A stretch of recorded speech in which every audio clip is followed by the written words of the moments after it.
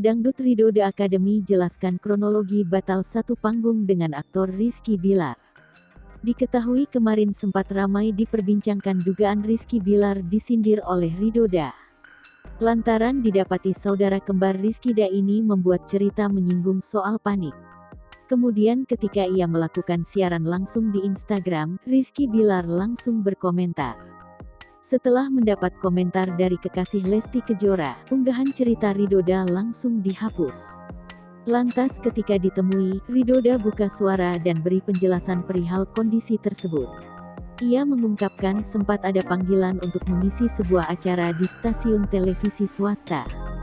Di sana direncanakan sang pedangdut kembar itu akan bertemu dengan Rizky Bilar.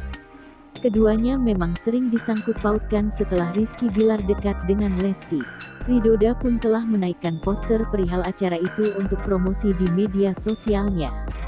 Mendapati itu, Ridho The justru meminta konfirmasi ke pihak Rizky Bilar soal kehadiran mereka. Karena pedangdut berusia 24 tahun itu tak masalah apabila harus satu panggung. Namun ternyata saat akan berangkat, pihak televisi mengabarkan pembatalan undangan. Di situ pihak Ridho The langsung menanyakan alasan mereka membatalkan panggilan tersebut. Pihak televisi mengatakan Rizky Bilar tidak dapat hadir karena sejumlah alasan.